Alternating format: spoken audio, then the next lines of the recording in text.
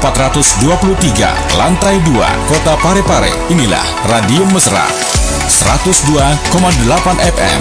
Telepon 0421 23556, handphone 085 395 350 907. Radio Mesra, mesranya musik dan informasi. Ya, assalamualaikum warahmatullahi wabarakatuh dan selamat pagi Insa Mesra ya. Sekarang pukul 10:07 Insa Mesra di hari Jumat. Hari ini di edisi 7 Oktober atau 11 Rabiul Awal 1444 Hijriah, kami hadir kembali membersama Insa Mesra di 102,8 Mesra FM, tentu di ajang Dialog Agama Islam atau DAI bersama KPK Komunitas Pendakwah Keren.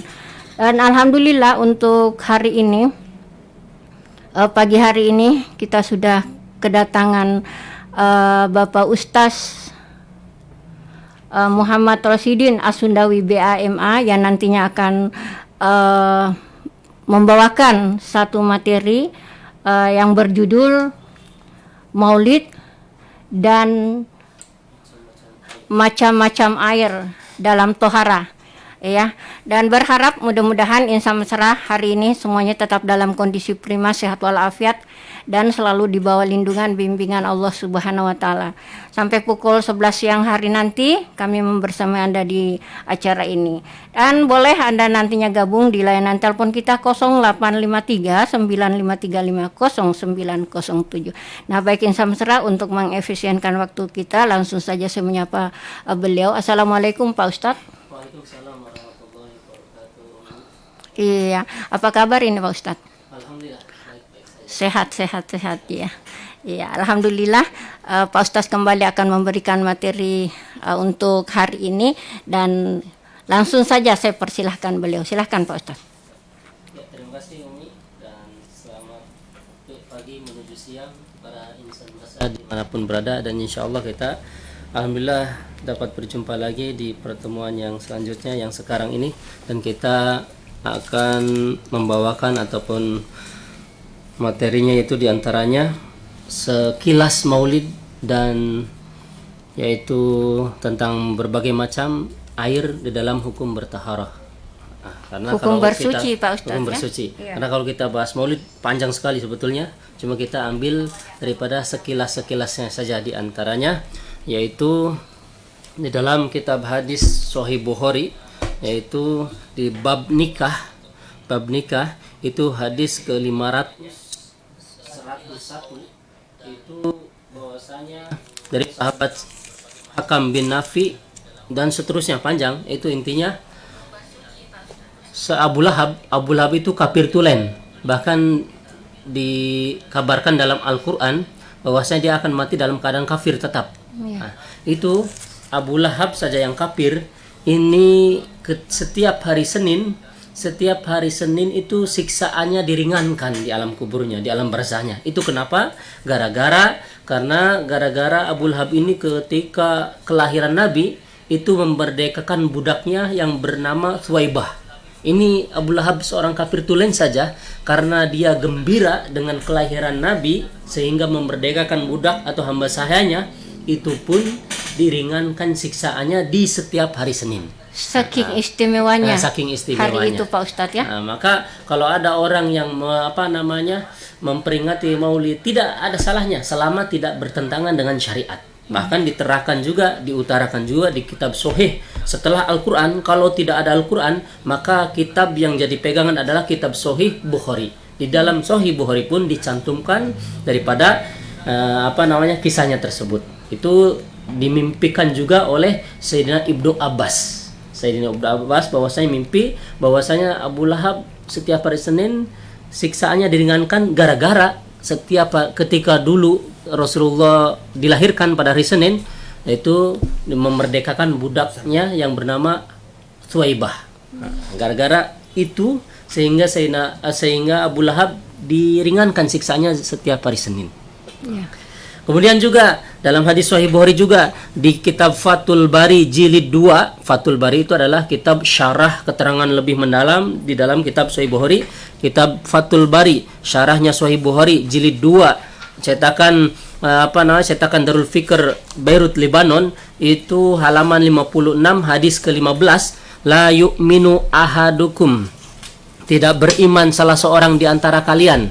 La yu'minu ahadukum, tidak beriman salah seorang di antara kalian, hatta akuna, sehingga saya, kata Nabi, sehingga saya ahaba, lebih dicintai, ilahi daripadanya, min walidihi, dari ibu bapanya, orang tuanya, wa waladihi, daripada anaknya, wan nasi ajmaina, sampai semua manusianya, sampai seluruh manusia. Maksudnya Nabi yang paling dicintai, walaupun dia dirinya, keluarganya, anaknya, orang tuanya, semua manusia, pokoknya Nabi yang paling dicintai itu iman yang sempurna.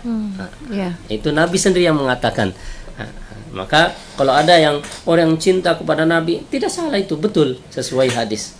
Bahkan ada suatu ketika Nabi SAW dalam majlis, maka dalam majlis ada yang bertanya, ya Rasulullah, mata sa'ah, wahai Rasulullah, mata sa'ah. Itu artinya kapan terjadinya hari kiamat. Maka kata Rasulullah, di riwayat yang lain, Rasulullah langsung tidak senang pertanyaan tersebut, tapi Rasulullah langsung menjawab, berdiri, manis sa'il, siapa yang tadi yang bertanya? Maka kata sahabat tadi yang tidak diketahui, itu saya Rasulullah, saya yang bertanya, Arab Badui tersebut. Kata Rasulullah, apa yang kamu persiapkan? Apa yang kamu persiapkan untuk hari kiamat? Kok bertanya hari kiamat? Maka kata Nabi, kata orang Arab Badui tadi, ya Rasulullah, saya tidak punya apa-apa, saya tidak punya persiapan apa-apa, tapi saya cinta kepada engkau. Maka kata Nabi, almar'u ma'aman ahaba, seseorang akan bersama yang dicintainya. Nanti di akhirat, kalau kita cinta Nabi, insya Allah akan bersama Nabi. Maka kalau kita cinta kepada Nabi, apapun itu yang bentuknya dalam rangka cinta kepada Nabi, tidak ada salahnya, bahkan dianjurkan dalam syariat.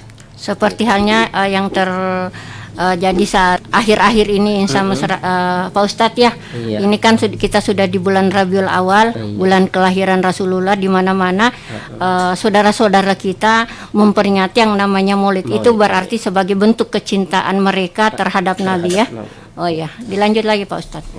Itu yang jelas kafir tulen saja Abu Lahab diringankan siksaannya setiap hari Senin gara-gara dulu ketika Nabi lahir memerdekakan budaknya. Apalagi kita, kalau orang kafir yang cinta, orang kafir yang senang saja. Apalagi kita umatnya. Apalagi kita umatnya.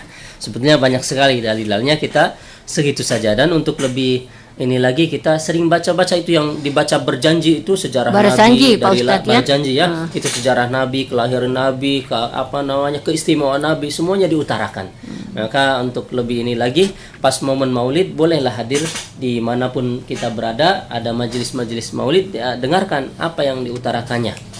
Untuk lebih ini lagi, bisa baca kitab hadis, namanya itu di hadis Sahih Bukhari, Muslim ataupun Abu Dawud, Tirmidzi, ada di Syama'il Muhammadiyah, itu tentang seluk-beluk daripada Nabi, dari pertama diciptakan, pertama kelahiran, apa semua dijelaskan semuanya. Maka untuk lebih dalam lagi, kita belajar kepada para ustadz, tentang masalah Nabi, bagaimana lahir, bagaimana ininya, bagaimana sejarahnya, bagaimana kitab tarikh.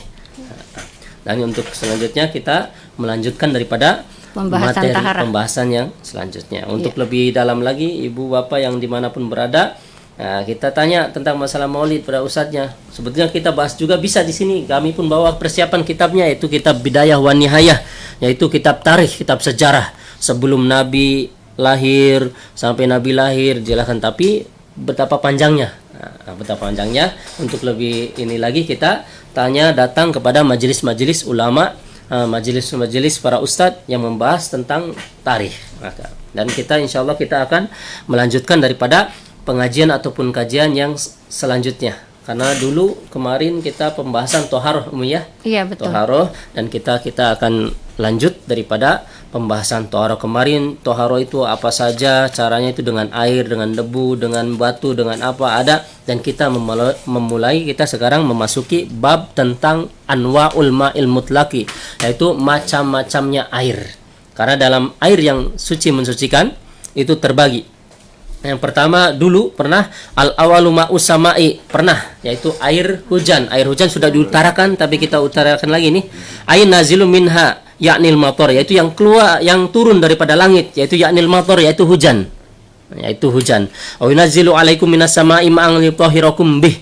Quran surat Al-Anfal ayat 11. Wa anzalna minas sama'i ma'an tahura. Quran surat Al-Furqan ayat 48.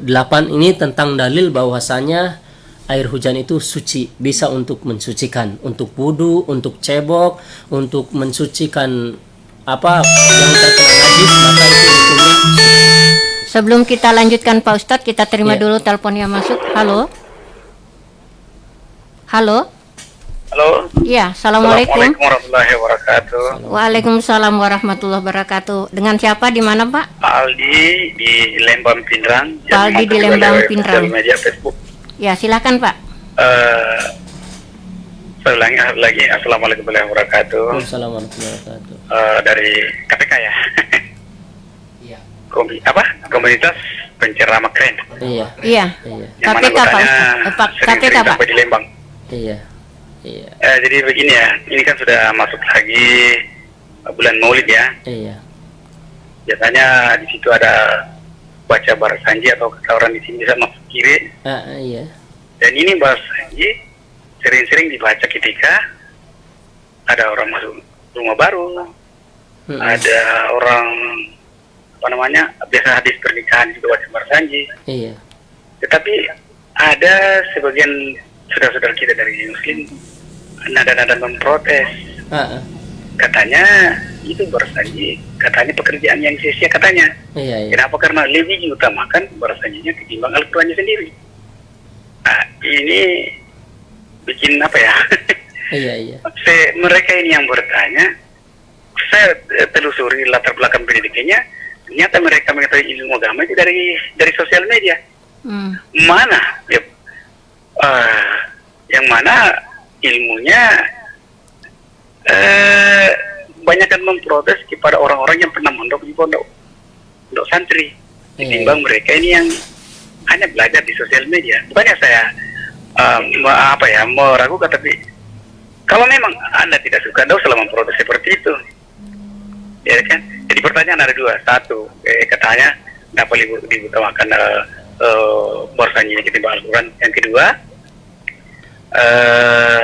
mana yang lebih bisa dipercaya, orang yang mondok di pondok pesantren ketimbang orang yang belajar di sosial media. Saya kira saja. Assalamualaikum warahmatullahi wabarakatuh. Waalaikumsalam warahmatullahi Dua ya? wabarakatuh. Dua. Ya, pada Pak siapa tadi?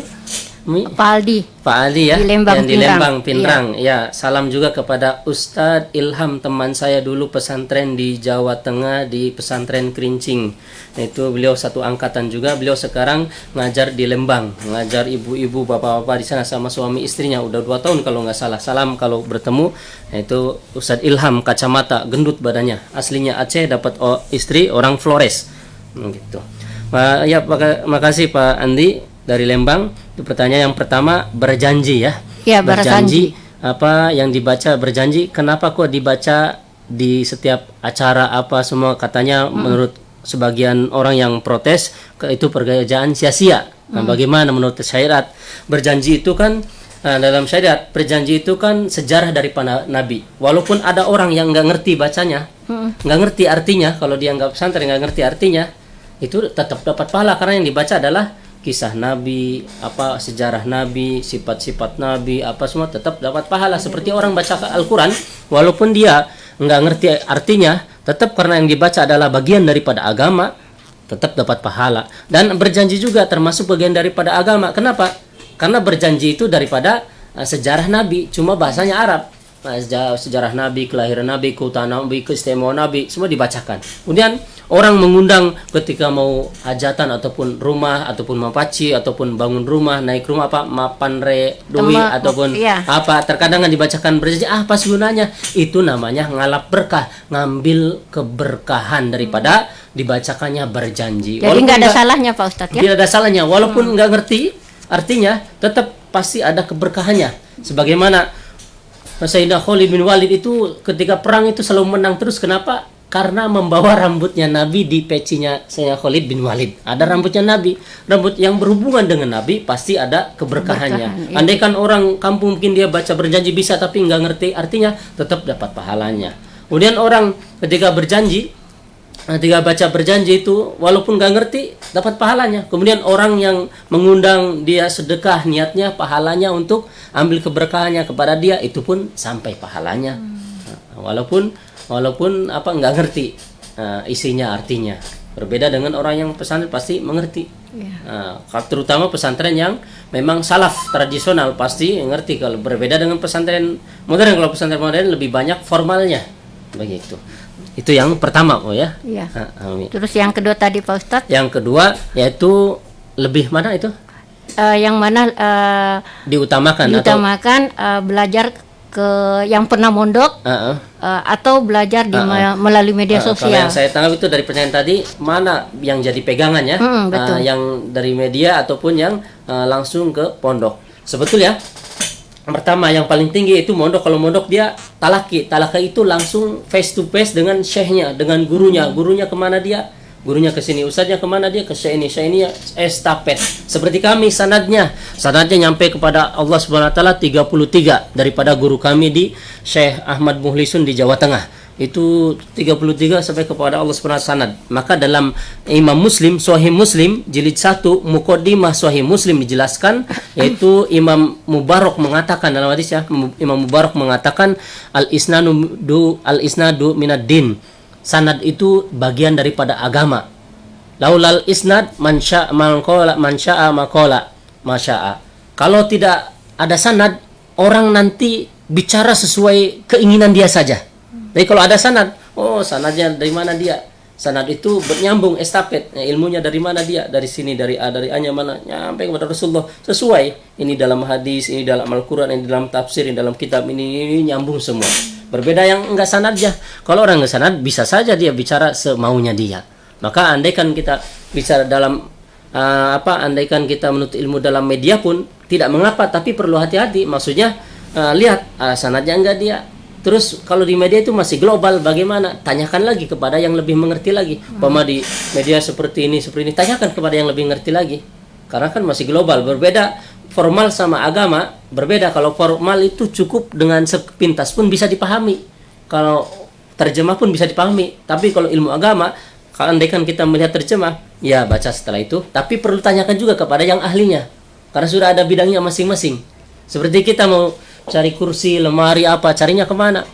Bukan ke kebun kayu, kebun rotan, bukan, tapi ke ahlinya, ke pengrajinnya. Mana itu? Mebel. Iya, betul. Mebel. Begitu pula agama, Al-Quran, hadis, itu yang ngerti siapa?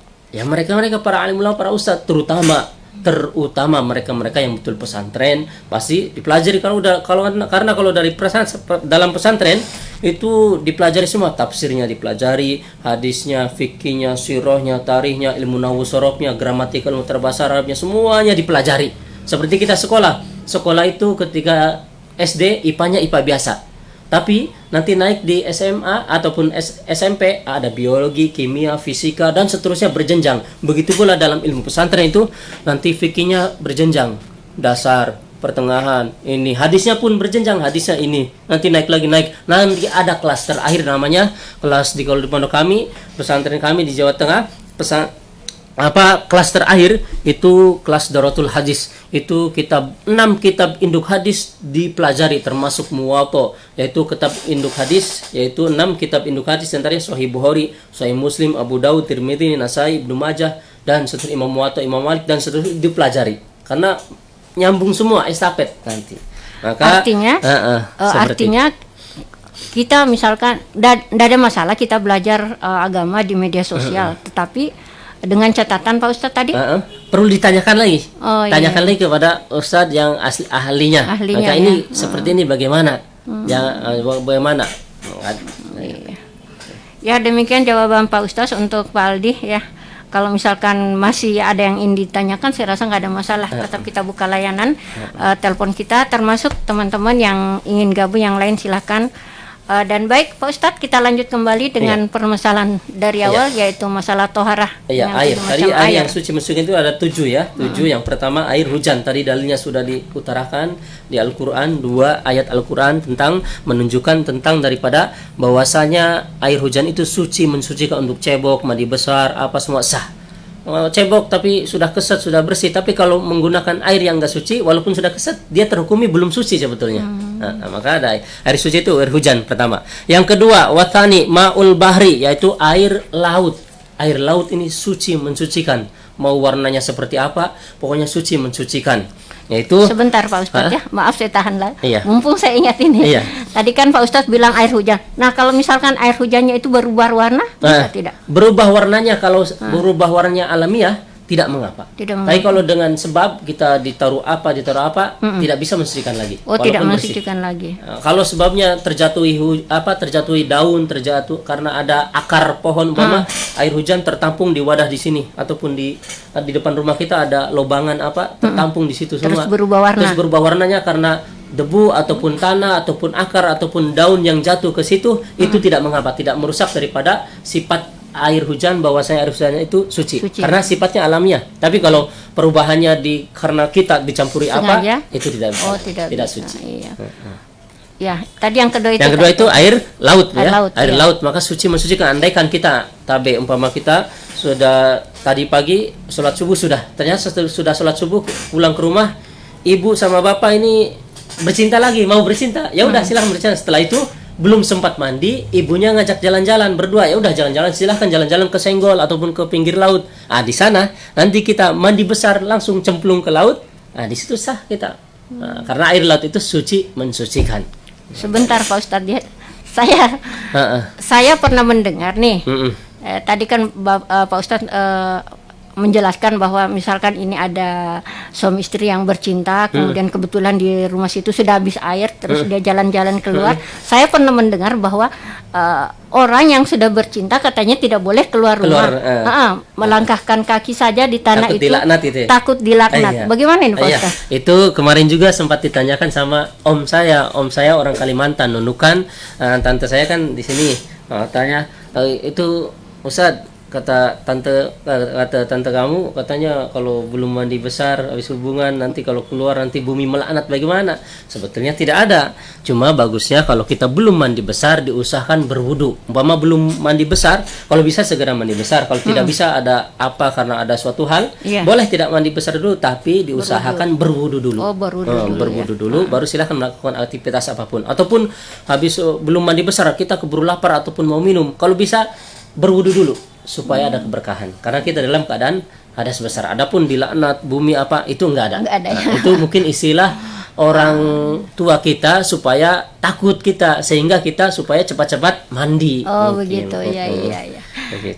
Terus tadi itu air laut bisa ya Pak Ustaz? Bisa, air laut juga. Maka dalilnya dari mana? Di sini ada hadis, yaitu dalam hadis di Qawaqala sa'ala rajulun an Abi Hurairah radhiyallahu anhu, dari sahabat Sayyidina Abu Hurairah radhiyallahu anhu, beliau mengatakan sa'ala rajulun, seorang laki bertanya, sahabat laki bertanya Rasulullah SAW kepada Rasulullah SAW, faqala, maka sahabat laki tersebut bertanya kepada Rasulullah SAW, ya Rasulullah, wahai Rasulullah, inna narkabul bahro, kami berkendaraan di laut, maksudnya pakai kapal, pakai perahu lah, yang ini pakai perahu, kalau kapal besar, perahu, wa nahmilu ma'ana al-qalilu minal ma', dan kami membawa air sedikit. Pain tawaddo'na bihi atosna, kalau kami berwudu ketika waktu sholat tiba, kalau kami berwudu pakai itu, nanti kami kehausan, nggak ada air lagi. Apa natawadda'u min ma'il bahri, apakah kami berwudu saja dengan air laut ini? Bertanya, maka Rasul menjawab, pakola Rasulullah, maka Rasul menjawab, huwa tahuru ma'uhu, air laut itu suci airnya, al-hillu maitatuhu, dan bangkainya suci. Bangkainya maksudnya apa yang meninggal di laut itu suci, maksudnya ikan walaupun sudah keadaan dalam mati, ketika kita mau ambil mau makan boleh kan, bangkai yang ada di laut itu hukumnya suci. Termasuk bangkai yang dari ini Pak Ustaz? Binatang-binatang darat misalkan, biasa kan ada orang begitu. Kalau yang binatang yang laut kemudian mati, itu hukumnya suci. Kecuali kalau misalkan ini, kalau yang darat enggak bisa. Enggak, ya? Maksudnya yang hewan-hewan yang di laut, kan kita mendapati mati, ambil saja, sayang, makan boleh. hukumnya suci semuanya. Itu hadisnya, yaitu Abu Dawud nomor 83, Tirmidzi 83, Imam Hakim, Ibnu Hibban 83 juga, kemudian Ibnu Hibban 1243, Imam Hakim 237. Ini tentang bahwasanya air laut itu suci. Silahkan untuk wudu, untuk apa semua boleh. Dan bangkainya juga yang ada di laut hukumnya suci. Mau dimakan apa, ataupun kita nemu cumi-cumi dalam keadaan meninggal, silahkan. Nemu ikan dalam keadaan mati, silahkan dimakan, di apa konsumsi boleh semuanya. Yang ketiga Pak Ustadz? Nah, itu yang kedua ya. Yang ketiga, watsalitsu ma'un nahri, air sungai. Walaupun sungainya keruh apa semua, hukumnya suci. Walaupun keruh, kita wudhu di situ, kita mandi besar di situ, silahkan. Andaikan kita belum mandi besar nih, habis dari head ataupun habis hubungan badan belum mandi besar, tapi di samping sungai rumah kita ada sungai. Kebetulan mungkin mau intermezzo ataupun mau coba-coba, walaupun ada air, silahkan mau mandi di sungai pun boleh. Cebur. Pas cebur, nanti kita niat di situ. Pas cebur itu niat saya mandi besar, menghilangkan darah besar, wajib karena Allah Ta'ala. Karena dua saja, pardunya mandi dua, yaitu pardunya mandi dua. Pertama niatnya kapan? Ketika pas air dituangkan ataupun diguyurkan ke tubuh kita, di situ niatnya dalam hati, niat saya mandi besar, menghilangkan hadas besar, wajib karena Allah Ta'ala. Yang kedua, yaitu sa'ilul ma'ilal badadi, meratakan air ke seluruh tubuh, sah. Jadi mandi besar itu dua saja yang wajibnya, pardunya. Pertama niat, kedua meratakan air ke seluruh anggota tubuh, sudah sah. Tidak gosok-gosok pun tidak mengapa, tidak pakai sabun, tidak pakai sampo pun tidak mengapa. Makanya dua saja itu yang wajibnya. Yang penting basah sekujur tubuh sudah sah. Itu tidak digosok pun tidak mengapa. Itu hadisnya, yaitu tentang bahwasanya air sungai itu suci, yaitu hadis riwayat Imam Bukhari 505, Imam Muslim 667. Maka kata Nabi, ara'aitum law anna nahrum bi babi ahadikum yaktasilu minhu kulla yaumin khamsa maratin hal yabqa min darani syai'un.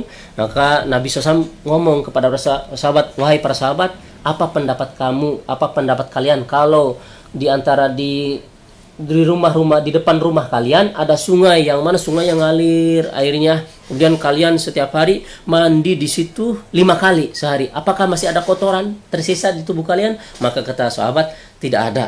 Nah, begitu pula sholat 5 waktu itu akan menghapuskan dosa di antara waktu sholat tersebut. Nah, ini hadis bahwasanya sungai itu suci. Nah, sungai itu suci. Nah, walaupun sungainya keruh, walaupun sungainya apa, hukumnya suci. Ya, yang keempat Pak Ustadz. Yang keempat ya. Warrobiu ma'ul bi'ri. Yang keempat yaitu air sumur.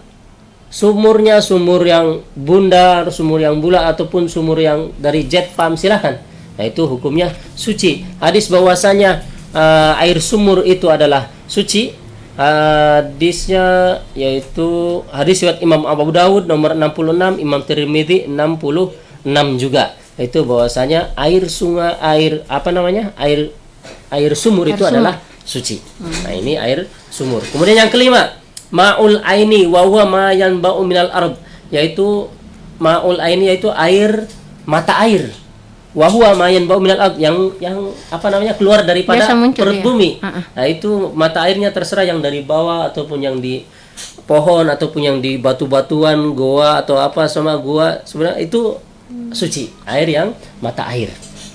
Kemudian wasadisu, yang keenam, ma'u salji, yaitu air salju. Air salju hukumnya suci. Umpama salju, ada salju dicairkan ataupun kita perlu dioleskan, diapakan, itu terhukumi suci juga air salju. Kemudian ma'ul barodi, air es ataupun air embun, itu pun terhukumi suci. Nah, gitu. Ini 7 air tersebut hukumnya suci, mensucikan. Karena ada air yang suci tapi tidak mensucikan. Contohnya air kelapa. Kelapa suci airnya, walaupun ditampung di bak, mungkin berapa ribu kelapa ditampung banyak. Mau mandi besar di situ, wudu di situ, cebok di situ, tidak sah. Walaupun kita cebok pakai situ, sudah keset pakai air kelapa. Tapi secara hakikatnya dia belum suci. Nah, karena ceboknya pakai air kelapa. Nah, walaupun sudah keset, memang bersih tapi belum terhukumi suci. Harus pakai air yang suci. Air yang suci tersebut itu ada 7 tadi di atas, yaitu air hujan, air laut, kemudian air sungai, air sumur, mata air, kemudian air es, air embun, air salju, itu suci dan mensucikan. Kalau misalkan tadi air sumur, biasa kan ada begitu Pak Ustaz ya, sumur nyemplung binatang terus mati dibawa di situ jadi bangkai, bagaimana ini? Nah itu, maka sebetulnya itu pembahasan nanti di bab selanjutnya, tapi kita nggak apa-apa karena bertanya. Yaitu air, ada volume air yang dalam hukum itu ada 2 volume. Pertama air sedikit, kedua air yang banyak. Kalau air sedikit itu air yang tidak terhukumi 2 kulah dalam syariat. Tidak terhukumi 2 kulah itu berapa? Yaitu air yang tidak, kalau yang terhukumi 2 kulah, air yang kapasitasnya 60 kali 60, ke atasnya pun 60. 60 kali 60 isinya pun seperti itu. Atau 217 liter atau 270 liter. Itu terhukumi air yang banyak 2 kulah. Kalau air yang banyak, walaupun terjatuhi najis, bangkai ayam, bangkai babi, bangkai anjing, ataupun tai cicak, tai tikus jatuh ke situ, Tetap. tinggal dihilangkan saja, itu diambil, bentuknya diambil, kemudian airnya selama tidak berubah 3 sifat airnya, launuhu, rihuhu, to'muhu, rasanya, warna airnya, bau airnya tidak berubah, air tersebut tetap suci, mau diminum, mau wudu, mau cebok, mau mandi besar, di situ airnya sah walaupun sudah terjatuh najis, selama tidak berubah sifat airnya. Tapi berbeda dengan air yang sedikit, volumenya tidak terhukumi 2 kulah, tidak 60 kali 60 ataupun di ember, mungkin di ember kan tidak terhukumi 2 kulah karena tidak 60 kali 60, tidak 270 liter, tidak 217 liter. Yaitu ketika terjatuhi najis, terjatuhi tai cicak, ada di atas tai cicak, kemudian jatuh ke air ember tersebut, walaupun airnya tidak berubah, rasanya, warnanya, baunya tidak berubah, masih jernih, tetap air tersebut sudah terhukumi najis. Kita cebok di situ, kita wudu di situ, minum di situ, tidak sah karena sudah terkena najis. Begitu. Ya. Nah, kalau adapun yang di sumur juga sama. Yang di sumur, kalau di sumur itu kan banyak itu terhukumi 2 kulah karena airnya kapasitas banyak itu, lebih daripada 2 kulah. 2 kulah itu minimalnya 60 kali 60. Isinya seperti itu juga, ataupun 217 liter atau 270 liter, apalagi sumur lebih. Nah, itu kalau terjatuh bangkai apapun, bangkai babi, bangkai apa, diangkat enggak diangkat, mau diangkat bangkainya ataupun enggak, selama airnya tidak berubah 3 sifat airnya, launuhu, to'muhu, rihuhu, rasanya, warnanya, baunya, bau airnya tidak berubah, air tersebut hukumnya tetap suci. Mau diminum, mau wudu, mau cebok, mau mandi besar, di situ sah semua. Sah semua. Gitu. Iya. Lengkap sekali penjelasan Pak Ustadz untuk masalah 7 macam air ini ya. Dan insan mesra silahkan, siapa tahu ada yang ingin bertanya, tetap kita nantikan Anda untuk menelpon ke 0853 953 50907. Siapa tahu ada yang ingin dipertanyakan perihal apa yang disampaikan Pak Ustadz tadi tentang 7 macam air yang suci untuk kita pakai, yang suci untuk kita pakai bersuci Pak Ustadz ya. Iya. Dilanjut lagi Pak Ustadz. Tadi air suci mensucikan ya. Setelah itu ada urutan airnya. Urutan air yang lebih utama daripada 7 air tersebut, ternyata ada air yang lebih utama daripada itu. Maksudnya dalam secara hukumnya itu ada urutan air yang lebih afdol, lebih mulia. Istilahnya bahasanya itu apa ya? Lebih utamalah daripada ini. Itu urutannya apa? Afdolul miyahi nadmuha ba'dhum. Apa lebih utamanya air itu ada urutannya. Wa afdalul miyahi ma'u qad naba'a baina ashabi Nabi sallallahu alaihi wasallam. Itu air yang lebih utama, yang afdal, yaitu pertama air yang keluar, yang memancar dari jari jemari Rasulullah SAW. Dulu ketika sahabat mau berwudu pas waktu sholat tiba, ternyata tidak mendapati kesana kemari, sudah tidak ada, maka Rasulullah langsung berdoa, langsung risau kepada Allah, mohon, maka merenggangkan jari jemarinya sehingga keluar air di sela-sela jari jemari Rasulullah, sehingga para sahabat berwudu daripada air tersebut. Ini air yang mulia urutannya, air yang lebih utama urutannya. Yang kemudian al-muttaba yalihi ma'u zamzamin, yang selanjutnya itu air zam-zam. Air zam-zam ini nomor 2 urutannya, lebih mulia setelah air yang keluar dari jari jemari Nabi SAW, air zam-zam. Yaitu yang ada di Mekah. Nah, kemudian fal kautsari, yaitu yang selanjutnya, yang ketiga, yang lebih utama itu air telaga Kautsar nanti di akhirat. Nanti kita insya Allah akan diminumi langsung dari tangan Rasulullah dari telaga Kautsar. Yaitu kemudian Panelul Misra, yaitu sungai Nil yang ada di Mesir urutannya. Nah, itu yang lebih utama lagi. Setelah itu tsummal baqil anhari fid dunya. Kemudian setelah itu air yang lebih utama yaitu air sisanya itu adalah air yang ada di sungai di seluruh dunia. Itu urutan air yang afdol, yang utama, yang lebih utama derajatnya, yang tinggi, begitu. Kemudian dalam air Zam-Zam ada hukumnya juga. Dalam Syafi'i, mazhab Syafi'i, ila jawazi isti'malu ma'u Zam-Zam min ghairi karohati fi izalatil ahdath. Andaikan tidak ada air lagi, tidak ada air lagi kecuali air di situ, air Zam-Zam, maka untuk menghilangkan najis, untuk menghilangkan hadas besar ataupun kecil, berarti kalau hadas kecil berwudu, kalau hadas besar mandi besar, maka ini tidak makruh, Tapi kalau bisa, kalau ada air lain dulu, karena air Zam-Zam itu untuk dimuliakan, karena dimuliakan, dihormati. Amma fi izalatil anjasi payukrahu tasyripan lahu wa ikraman. Kalau untuk menghilangkan najis seperti ada tai cecak di sini, kan perlu disiram, dihilangkan dulu tai cecaknya, disiram, ataupun kena najis baju kita, disiram dengan air Zam-Zam, boleh, tapi makruh. Kenapa? Karena air Zam-Zam itu seharusnya dimuliakan, dihormati, air Zam-Zam. Tapi andaikan tidak ada air kecuali Zam-Zam, boleh, tapi hukumnya makruh karena menghilangkan najis, kecuali berwudu. Kalau berwudu ataupun mandi besar kan tidak menghilangkan najis itu, untuk menghilangkan hadas saja, hadas besar atau kecil boleh, tapi boleh, tidak makruh gitu. Tapi kalau untuk menghilangkan najis, cebok ataupun menghilangkan najis di kotoran semua yang pakai air Zam-Zam, itu hukumnya makruh ya, karena ini adalah air yang dimuliakan. Masih ada kesempatan 10 menit ke depan lagi sama Seraya. Pak Ustadz, iya. Untuk masalah pembahasan 7 macam air tadi sudah selesai ya? Iya. Sudah kalau selesai. Mau dilanjutkan pun tidak mengapa, nanti memasuki bab yaitu pembagian air.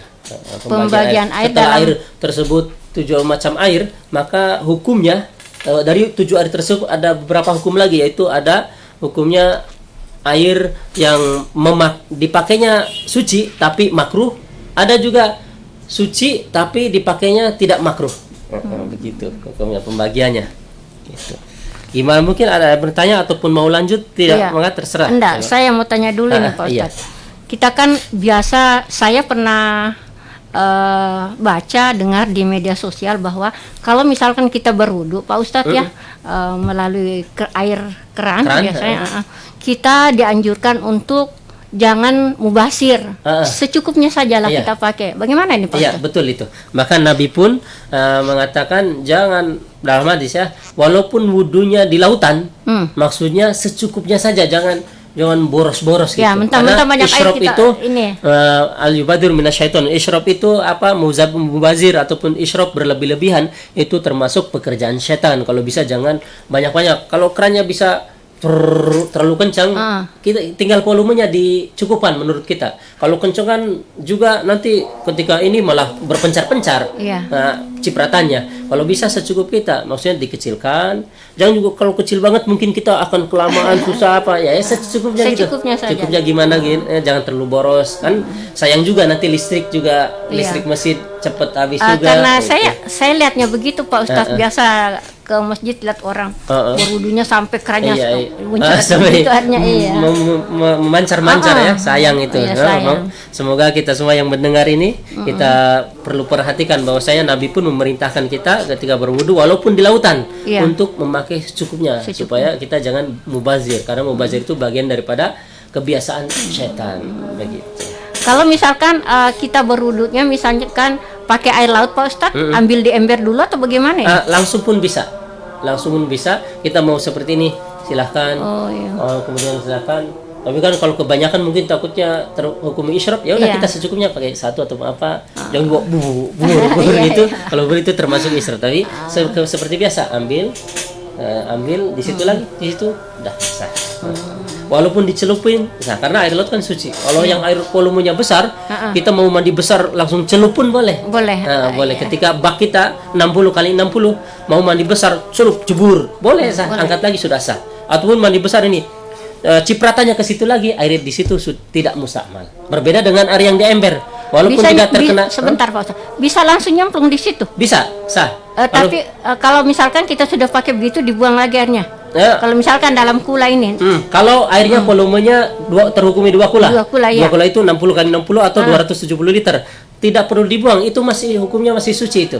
Oh, Mau dipakai wudhu lagi silakan, mau pakai mandi besar lagi silakan, mau cebok pun sah, mau diminum pun boleh.